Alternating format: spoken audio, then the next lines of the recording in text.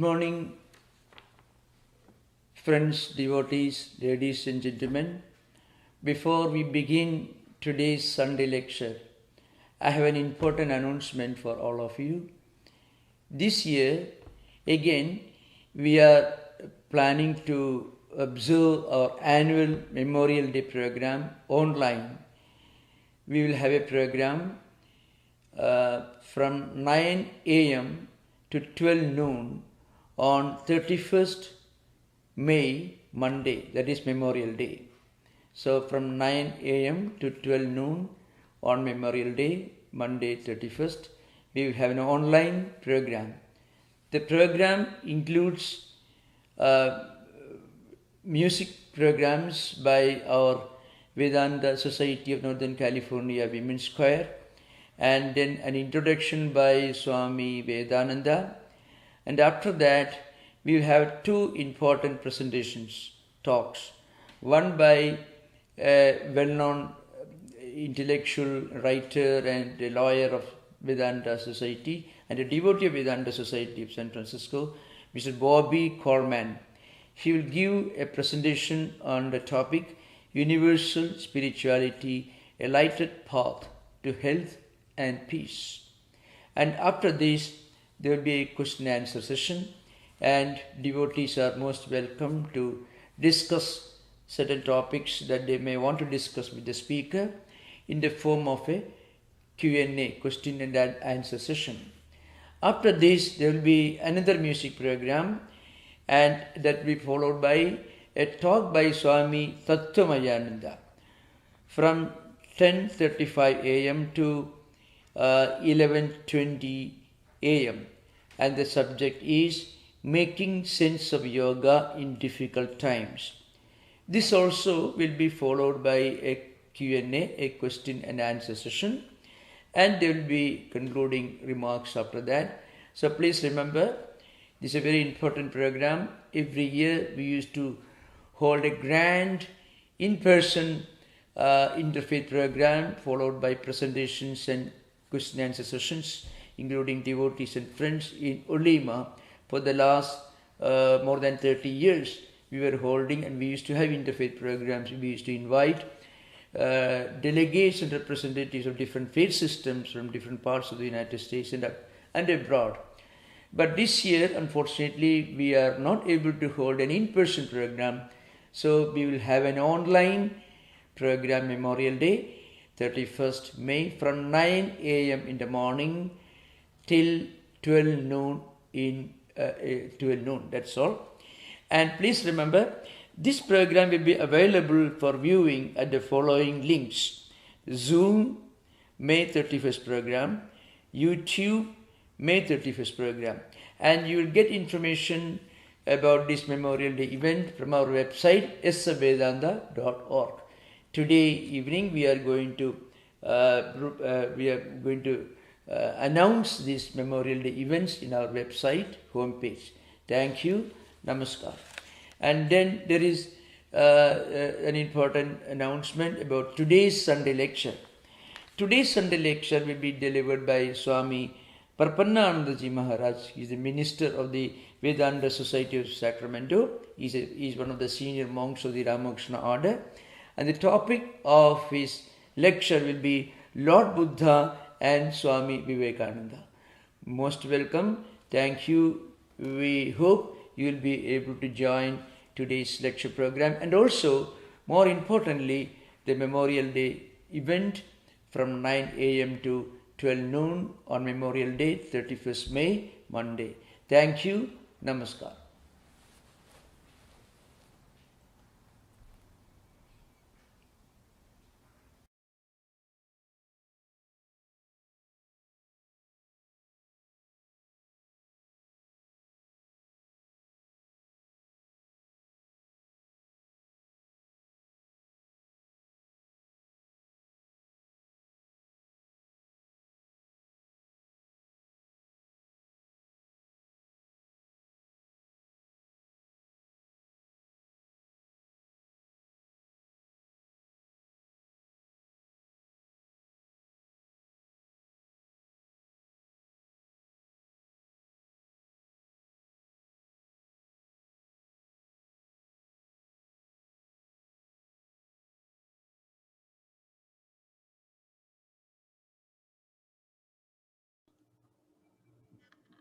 Good morning.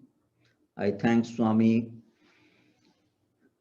Tattvamananda for asking me to give a talk on Zoom, and I think it is online also, about Lord Buddha and Swami Vivekananda. Lord Buddha is very important to Swami Vivekananda because, as you see behind me, we have the picture of both of them.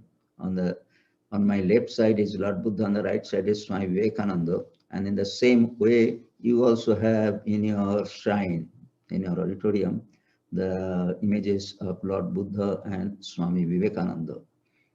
So it will be interesting to know how Swami Vivekananda was influenced by Lord Buddha. What are the similarities between their life and activities and their thoughts also. So let me start with the life of Lord Buddha. As you know, they are incarnations of God. That means they are God, as if God himself came out in the human form. Swami Vivekananda has said in one of his talks that that we cannot worship God as we think, because that will be our imagination will be shorter of their noble qualities or virtues, that shortfall about our concept of the noble qualities that they possessed. So instead, we better worship the incarnations of God who actually live in flesh and blood on earth, because their virtues and qualities will exceed our imagination or our concepts. So that is one of the reasons that we worship, of course, by their own, by their own influence, they get the worship. It doesn't require that we have to do worship them out of our own wish or out of our own out of our own acceptance, but they get worship of vast amount of humanity because of their personality. That means they lived in flesh and blood, and what they did is immeasurable, and their influence is still going on. And Lord Buddha is one of them. So he was born as a prince, and his name of his father was Shuddhadhan. You know that by recounting the lives of these incarnations of God, actually we get the benefit of thinking of God, because we are talking about him and reflecting on their lives and teachings. So in that way, it is a sort of meditation on them. So Swami Sri Ramakrishna has said, Bhagavat Bhakta Bhagavan. That means Bhagavat means the life stories. That means Bhagavat contains the life stories of different incarnations, especially Lord Krishna. Bhakta actually is thinking of him, so he's as if God is residing in his mind when he's thinking of him. And Bhagavan, actually he is existent in there, in existence everywhere. So these three are really fall into the same line. So by thinking or talking about him, we are meditating on him. So in that way, every time we get an opportunity of thinking of these incarnations of God is really a sort of meditation on them. So Shuddhadhan was his father, and mother's name was Mayadevi, and his father was a king or prince of a ruler of a small kingdom. And then the capital of his kingdom was Kopilavastu. It is now on the India-Nepal border, probably on the above along the line of what is called Uttar Pradesh or Bihar, in that area. So one day his mother had a dream, Maya Devi, that a white elephant he has considered a white elephant, and that it is and it predicted that she is going to give birth to a son, and then she conceived. For giving birth the child, she went to her parents' place, and on the way, in a place called Lumbini, actually she gave birth to the child, son, and he was named Siddhartha.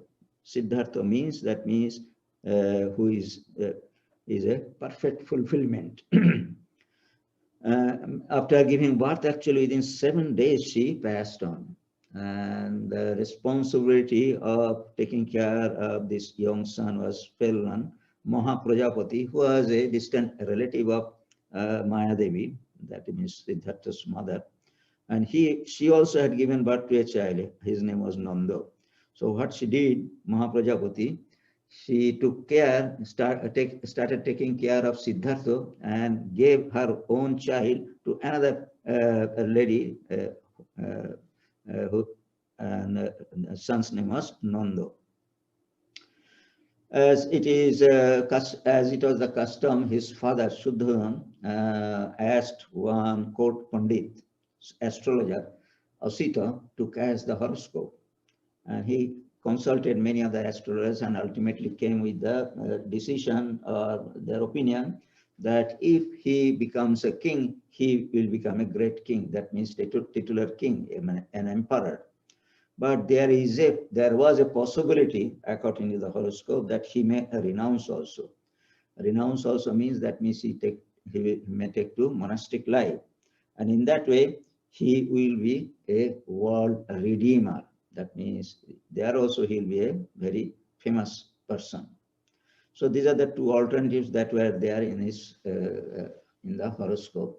Naturally, the father, no father will like their son to become a monk.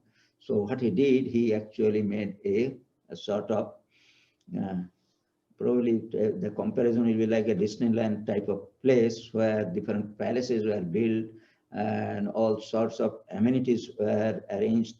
And not only that, many people were engaged there to live in that place and also give all the necessities, provide all the necessities of the young prince. He had his friends of his own age to play with, and he has teachers to teach him, and all those things were provided there. So in that way, the purpose was that he should not go out of that limited place. That means in that palace ground.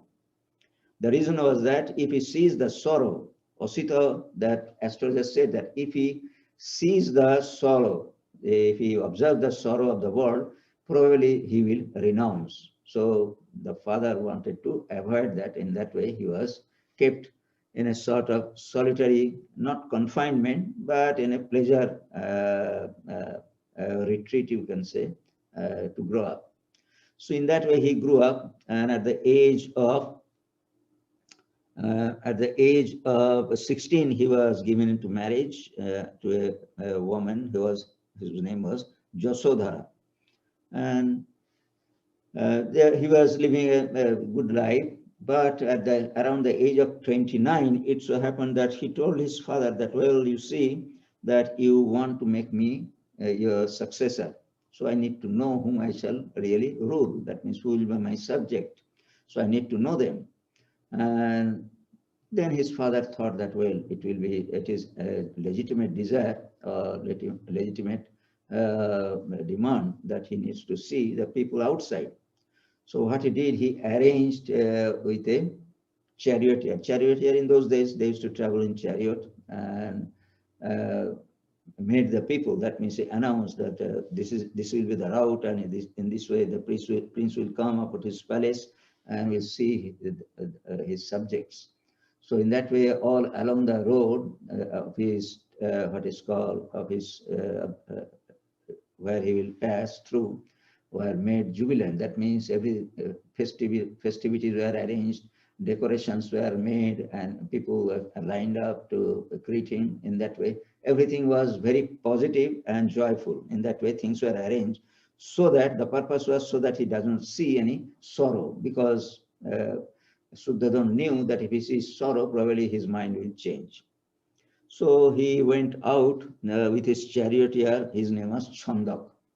They were, of course, at the same age, and they were quite friendly. So when he went out for 4 days to see the people. First day when he went out, he saw from a distance that the people who were in front of him were jubilant, but At a distance, he saw that one person was walking, leaning on a cane. So bending on a cane, he was slowly walking. So he had never seen an old person during his lifetime, as long as he has lived. So he asked Chandak why that person is walking like that. So Chandak said that that person has become old. So he has become infirm. So he needed some support. So he's walking with the help of getting the support with the help of a cane. Then he came to know that, well, there is something like old age. Chandak told that everybody will become old and become infirm as the age advances. So that actually struck him. That means this was not a sort of shock to him, because he did not know that it may happen to everybody. That was the first day. And second day, in the same way, when he went out, he saw a sick man. That man was wailing at a distance. He was wailing on a what is called in front of his house, and he was what is called in pain, and people are really doing service to him. And he said that what has happened to that man? Why he is doing like that? He said that, well, he's sick and he has pain, so he is really that is the expression of his pain, that he's wailing, and people are trying to comfort him. Then Chandak told him that everybody will have to suffer some sort of sickness or illness during their lifetime. So that made him think again. That means everybody. That means anybody who is born actually will have to suffer from this sickness. So that was the second shock that he had. Then on the third day, when he went out, he saw a procession, and in the procession, people were carrying one person on their shoulder on a bier, and behind them there was a few persons. They were crying, and in that way they are passing to the street. And Siddhartha asked Chandak, "What is that?" He said that there is a person who is lying on that, what is called on that cot, and people are carrying him to the burning hut.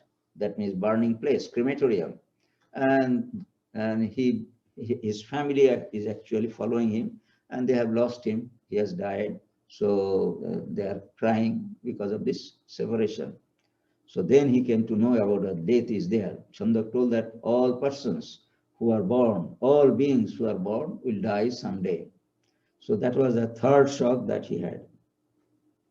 And fourth day, actually, he saw a person who was what is called in ochre robe, shaven head, and he had a bowl in his hand, and he was going from door to door and asking for something to be given. So he asked that, who is that person? He looks very serene, quiet, calm, and his cloth is also a little different than others. What he is doing? He said that he has renounced everything, and he lives by begging his food. He doesn't have any family, he doesn't have any home, and he spends his time in contemplation, in such a what is called God. That was he has taken to that type of life. So this was the third incident that impressed him very much.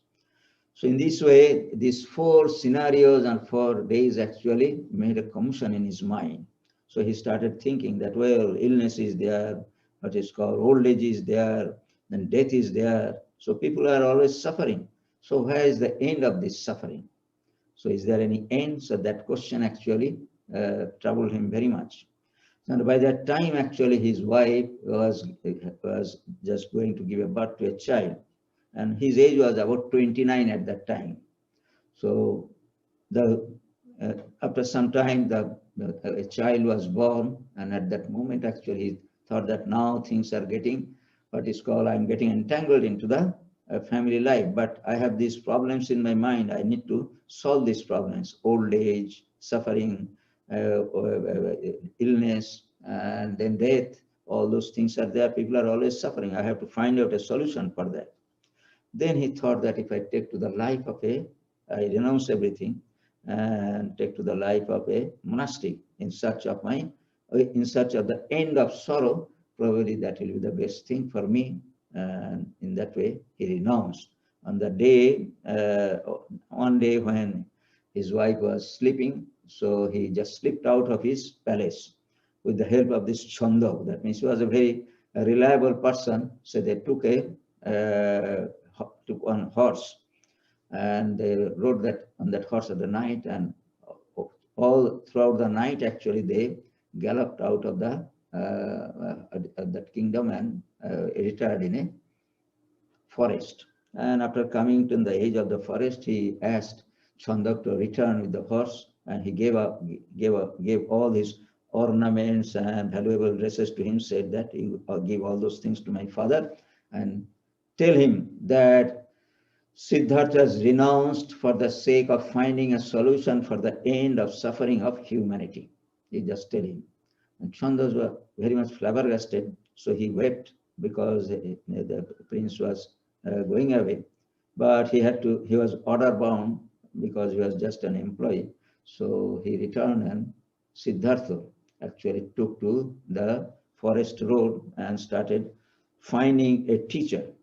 So in those days in forest, many spiritual personalities, teachers used to be there. So they used to do spiritual practices and used to teach people. They used to come. So in that way, he found two teachers, one after another, and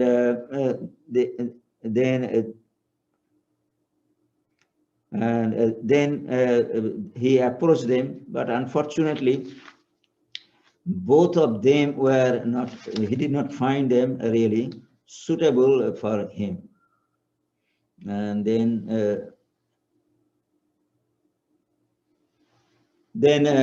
he thought that, well, during this time, he actually passed through one place which is known as Rajagriha. And that was now in Bihar, that means Magadha, that was the Bihar state, where is Bihar state now. So the king of that place was Bimbisar. He was a good friend of Siddhartha. And from his palace, he saw that a person with begging bowl moving in front of the street.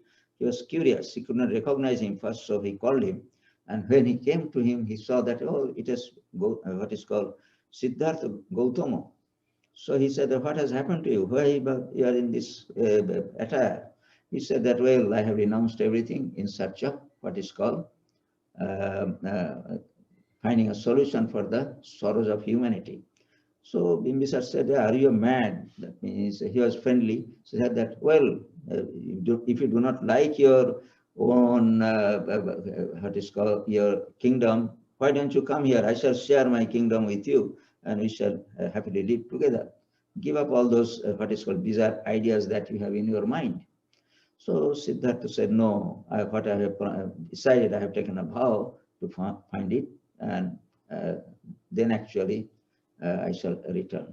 So after long persuasion, when he did not accede, Bimbisara said, well, if you find a solution, please come to me and I shall learn from you.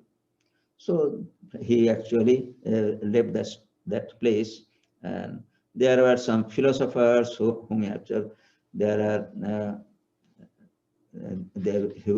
actually he lived for some time. But ultimately, he found that what he wanted, he is not getting. So he thought that I shall try myself to find the solution. So in that way, he retired in a place which is known as Uruvilla. Uruvilla is which is now known as Bodh Gaya. And it was on the bank of the river Niranjana, which is now known as Fulgu River. That means apparently there is no water on the surface of that river, but underground there is water that under the sand. So he retired there and started doing his spiritual practice. And by this time, there were 5 persons who were of his age who came to know that Siddhartha has renounced. They actually wanted to be with him from what is called from his Kapilavastu. That means they came and they also started doing spiritual practice. They said that, well, we shall be in your company and we shall do spiritual practices together. So all along actually they are with him, and here also they were there. So in that way he was practicing. But one day, in those days, austerities means doing fast and doing spending time in meditation and such as spiritual practices. Austerity was the mainstay or main practice of what is called spirituality. So he's found that slowly he's becoming weak and weaker and become so weak that he could hardly stand. Sometimes he used to faint also. So he thought, in that way, it is said that when he becomes so, he was so emaciated that he could really touch the, by touching his belly, actually he could touch the, what is called the bones of his back. It was almost like that, he was so emaciated. So when he was doing one day his spiritual practice under a tree, a village girl, cowherd girl actually, saw him. And she was a village girl, innocent villager. She thought that probably this is the deity of that tree. And she came running to her home and said that, well, I have seen the deity of the tree sitting under the tree, and I want to feed him. That means I have to give some food to him. He is very emaciated. So his mother, her mother gave some rice pudding, and Siddhartha was, it is a sort of temptation for him, but he thought that, well, if I do not eat, probably I shall die, and I shall die without finding the solution. So out of a little bit curiosity, or out of little to feel a little better, he ate a portion of that that rice pudding. And when he ate that rice pudding, his 5 friends who saw that he has broken the vow, they actually left him. So they thought that he has taken to the path of luxury. But it so happened that after taking that food, actually he felt little strong. And then actually he sat under a tree. That means that Bodhi tree, as it is called, it is a sort of fig tree, and Asatha tree, as it is called. And he said, and he took a vow. And the vow was this: Ihasane susyatu me sariram tagosti mangsan pralancha yatu aprappa bodhim bahukalpa durlabham noiva sanat kayam matas cholisyate. That means the vow he made that, well, I take this vow that until and unless I get the solution of my problem, I shall not get up from this place. That means I shall not leave this place. So in that way, he actually started doing his meditation. And it is said that after sitting in meditation for a long time, he had the experience of Nirvana. That means highest stage of meditation. Then actually he discovered that, well, this is the way one can reach the solution of the sorrows of the world. So the point is this, that there are 2 points. The first point is that middle path. Middle path means it is not really good to go to the extreme of austerities.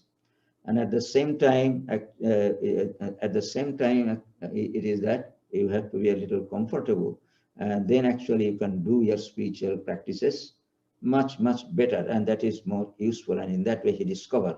Second thing is that by this what is called little bit departure from his conventional austerity, when he took to the middle path, he discovered his truth. So this discovery actually was his achievement, Nirvana as it is called. And as he wanted, as it was his desire, he actually thought that now it is my time to share this knowledge with the humanity at large. So this place was on the eastern part of India, Phalgu River in Bihar, present Bihar. So he started walking towards Varanasi. At that time, Varanasi was a capital, seat of learning. Even today also it is a sort of seat of learning, but in those days also it was like that. He thought that it is a good place where I can find people to follow me or learn what I have learned by this spiritual practice. Of course, during this time, he had a lot of what is called, as it is called, Maro, as it is called. He has a lot of temptations coming to him, but all those things he overcame. For 49 days, it is said that he was immersed into this, what is called this Nirvana, that's meditation. So during this time, he had a lot of temptations coming, but he actually overcome all those things. So in that way, he became adept in his knowledge or experience. That is why he was confident that he will be able to share his knowledge and people will get the benefit. So he came to that city Varanasi and he did not enter into the city. Outside the place called Sarnath, at that time it used to be called Mrigodavo. That means a place where Mrigo, that means deers, used to graze. So there actually he took a seat and sat there, and people used to come there for walking or just for uh, just to relax. So one businessman, his name was Yash, he came and saw that person and he thought that probably he's a nice person, a good person. So he wanted to chat with him. So during that time, actually, he discovered that he's a very profound person and his knowledge is very profound and very helpful. So he actually went to the city and called his friends and declared. Then people started coming to him and he started giving discourses on spirituality. So that was the place which is known as the place. There is a stupa, that means a monument is there where he first started giving his teachings. So his teachings were really very simple. Simple in a sense, that means it is very understandable for anybody, and it does not require a lot of what is called understanding of logic and such other scholarship. So first is that existence of sorrow. You have to admit that there is an existence of sorrow. If you think that life is what is called full of joy or happiness and bliss, that is not really a good understanding. It is a mistake to think in that way. If you get a little happiness, you think that life will be full of happiness. That does not happen. At the back of all happiness, there is sorrow. So then there is a cause of sorrow also. That means if you just dig into the sorrow, how it has come, it is a result of some actions. So in that way, actions may be like this, that is probably you have some attachment for something, and that attachment, that thing that to which you are attached, probably that was separated from you. So that is why you are feeling sorry. It may happen like that. So in that way, there are definitely certain reasons which can be found out for all sorrows.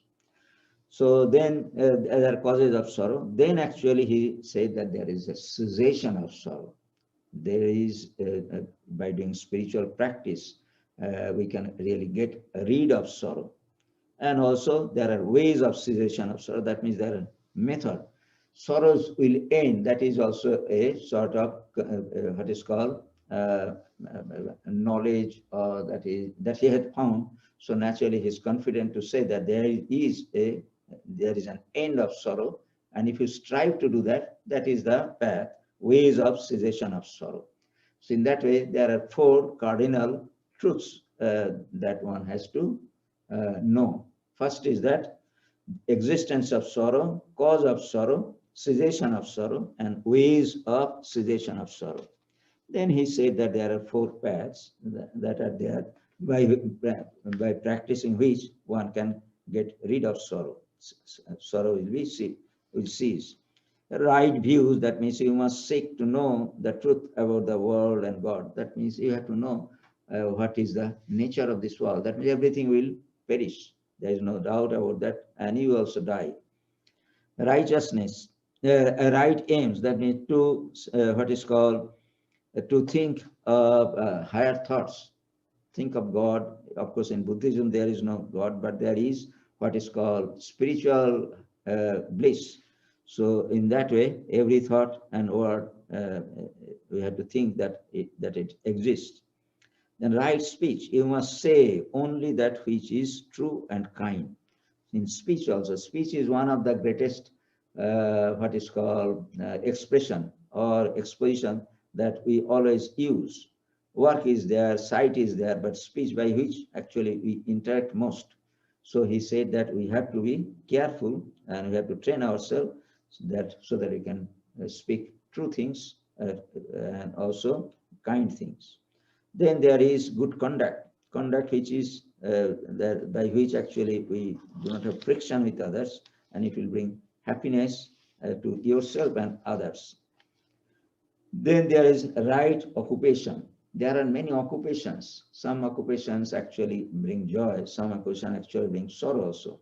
So he said that you have to choose a profession or occupation which does not cause any harm to other living beings. That's what is called, suppose the profession of a hunter, a profession of a soldier. So all those things actually he asked not to get into. That means not to enter into that type of profession that will bring sorrow. Then right effort to overcome bad habits and attain self-control. So effort means the practice of discipline. So we are not really perfect. So naturally you have to polish our bad qualities and earn good virtues. Then there is a right thinking. Thoughts that are constructive and kind, that also lead to happiness. So if you think bad thoughts or destructive thoughts for others, negative thoughts for others and yourself also, that will not bring happiness. You have to have positive thoughts and constructive thoughts, kind thoughts, then actually you will get happiness. Ultimately, meditation, practice of meditation, control of the mind. So in Buddhism, there is mindful meditation. There are different types of meditations are there. So in that way, practice meditation. That will bring happiness. And ultimately, the epitome of this practice will be Nirvana. That means ultimate bliss you will get. So these were his very simple teachings, and he actually traveled throughout the length and breadth of North India to preach all these share these spiritual thoughts with all people, and he used to admit for his followers, and at the same time he used to admit monks also, monastic people. So in that way, during his lifetime, it is said that there are 500 teachers, accredited teachers, Arhat as it is called, and a huge number of people actually followed him. So in that way, he lived at the age of 45. Actually, he had the experience of Nirvana. He started his preaching, you can say, and he died at the age of 80. 80, and in a place called Kushinagar, where he actually ate some bad food, and that actually caused his death. So, and his routine was very fixed. That means in the early morning, he used to go to beg his food because he was a monk. Then actually in the morning, he used to give a session of teaching. Then at noon also, he gave a set of teachings. Then he used to address his monastic monastic devotees also. In that way, throughout his day, actually, he was busy in preaching. He only slept probably 3 or 4 hours at night. And most of the time, actually, he used to think about the good of others. That means how actually people will overcome sorrow. So this is, in short, the life of Buddha. And Buddha's life is very well documented because he had very learned person as his disciples. And in those days, it was possible to record all his teachings. And they are available in Tripitaka, as it is called. That means a basket or 3 baskets. And all the teachings have been preserved, classified, and many of them are translated in different languages also. Of course, all of them are not, but many of them have been translated in what is called in different languages. So his teachings discourses are always available. So he gave discourses for ordinary people, and his illustrations and all those things were very attractive. And during his lifetime also, we see that he had compassion for everybody. Once it is said that one person was carrying a goat on his shoulder for offering to some god or goddess. So he stopped him and said that, well, by offering this goat, you will get what is called merit. They believe that. Then you do one thing, you just release this goat and take me and offer to your God, because I'm a human being and you get more merit by doing that. So in that way, he actually wanted to give his life for the sake of to save the life of a goat also. So these are the stories of his life that we see that was very impressive for Swami Vivekananda, his life and teachings. And definitely his life was influenced Swami Vivekananda very much. And as we see that during his young days, he used to meditate, and there was an occasion in the Swami Vivekananda's life. That means he had a vision of a monk, but he could not really recognize that it was Buddha. He said that I saw a monk is approaching me, a poker person, bright countenance, he was approaching. He was really afraid, so he got up from the seat and fled.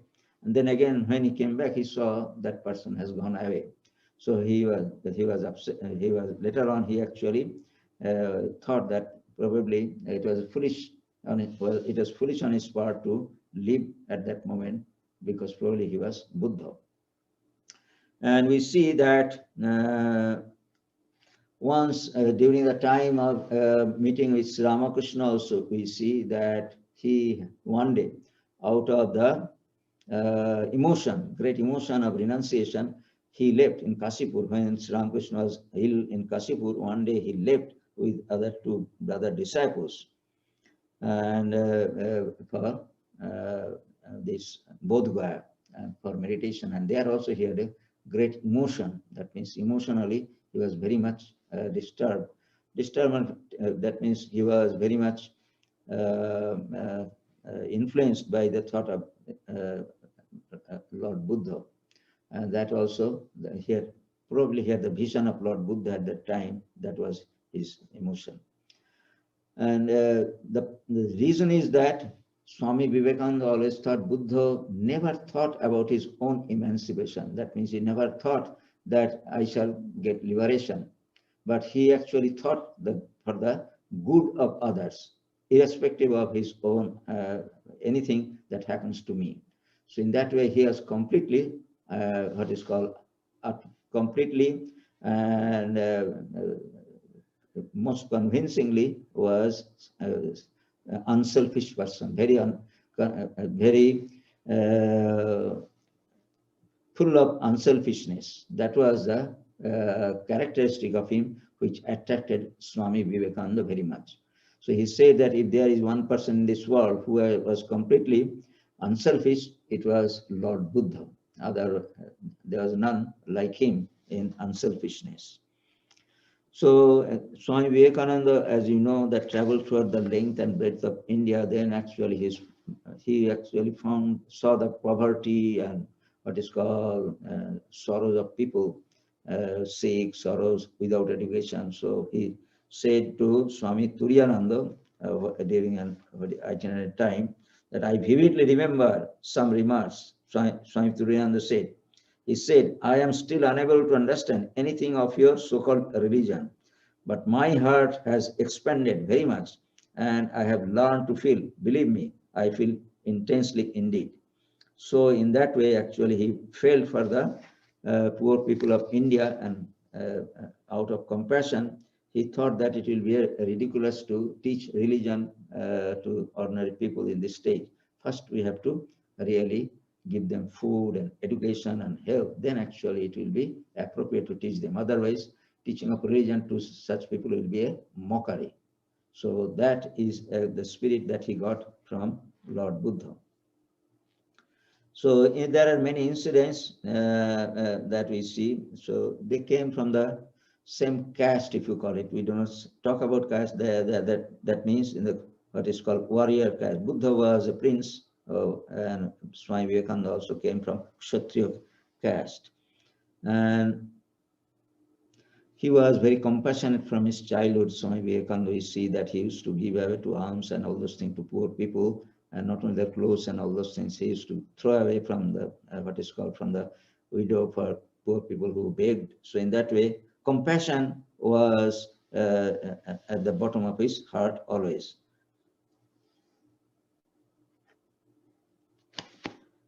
Then Swami Vivekananda, we see that it was suffering of humanity and not a desire for personal salvation which throbbed in the heart of Buddha, that I told you. This made him renounce all and go for the quest of truth and not the desire for his personal salvation. So it was the same desire for helping mankind to realize their innate divinity which led Swamiji to sacrifice his all and even at the cost of suffering of his own mother and brothers. You see in the life of Swami Vivekananda, you see at the point of his renunciation, that means when he wanted to be a monk, his family condition was really, really very poor. Poor in a sense, that means they were suffering as such. Suffering in a sense, that means his father had died and father had left debt, no money, but debt. And also they had a large house and different types of people, relatives used to live, and they tried to oust them from their own house. So in that way, a lot of problems were there. And at that time, we see that Sri Ramakrishna was almost going away. That means he was very sick and was about to leave his body. So he was in a very intricate situation, but he knew what needs to be done.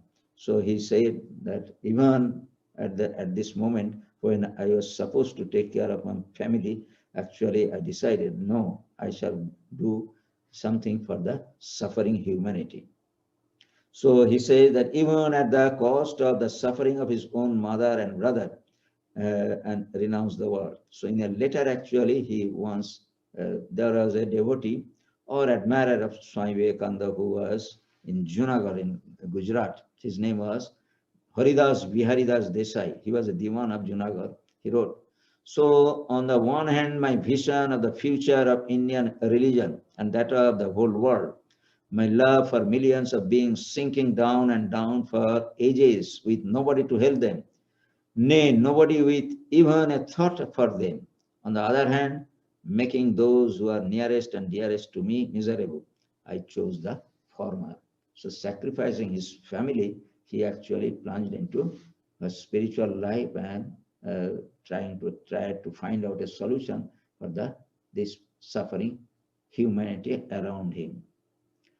So this is, we see that it has some similarity with the life of Lord Buddha, as we see. Then there are incidents that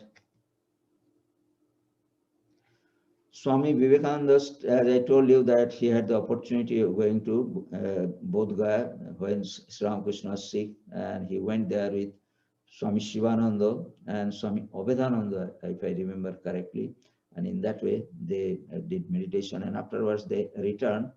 And Sri Ramakrishna, though he could figure out that something has happened to him, and in that way he said that, well, did you find anything there? Ultimately, Swami Vivekananda, Narendranath at that time, said that, understood that everything is with Sri Ramakrishna. Then he, later on, actually, he took refuge in Sri Ramakrishna, as we see.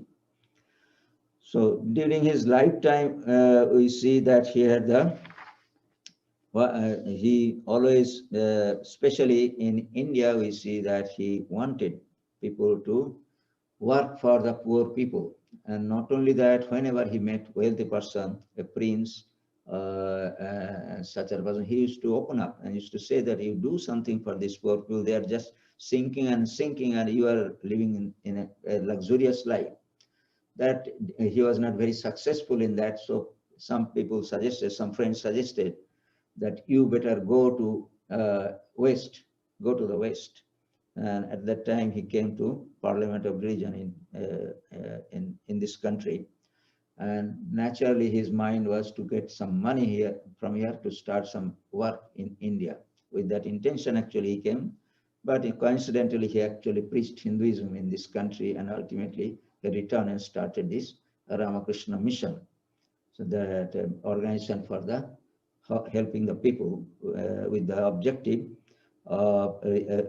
with the motto of what is called realizing God. Atmana mokshartham jagodhitaya. So that means he did not say only Atmana mokshartham. That means Ramakrishna always taught self-realization. The purpose of life is God realization. So that would have been the motto of the organization, but he actually changed it. That means he added Jagodhitaya, that for the welfare of humanity. So in that way, joining these two together, actually, he established this organization, which is doing very good work in the both fields. That means that by helping people, poor people, what is called, there is a physical need, and also definitely there are people who need spiritual succor also. For them also work is being done. So in this way, Swami Vivekananda preached and followed the life of Lord Buddha. In one place he has said that according to him, that means according to his own evaluation, Buddha was the greatest human being that has lived on earth. So he has, without any hesitation, has said that. So, and throughout his life, actually, he followed that we see. And in one place,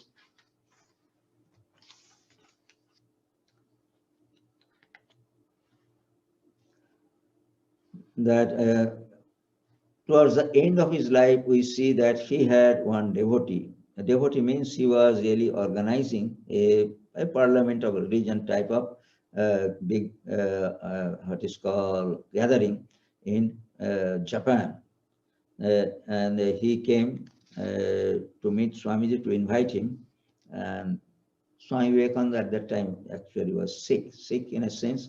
That means he retired more or less, and he had, because of his overworking, that means he worked so much intensely that his health broke down. He had heart problem, he has diabetes, and he thought that, well, I shall not live many more days. So when he had come, so he assured him that, well, if he keeps well, probably he will be able to go. But he took the opportunity of taking Okakura. The name of the person was Okakura. He was a very well-known person in Japan. And he took Okakura and Sister Nivedita and came to Bodh Gaya. That means he came to Bodh Gaya also, and showed him the place, met the people, and had discussions with them. So we see that towards the end of his life, he actually went to Bodh Gaya. So that means his monastic life, if you call bhav for monasticism, or feeling for the poor people, started from Bodh Gaya.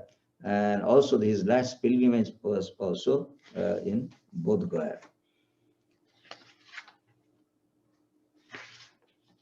I shall end with with an incident in the life of Swami Vivekananda. Actually, how actually he was so sensitive to the suffering of humanity.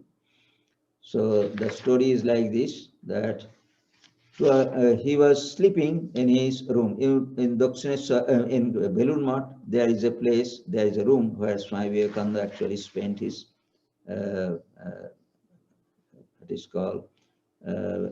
He used to live. That room is a very, very sacred place. People go there, and thus thus it is a shrine.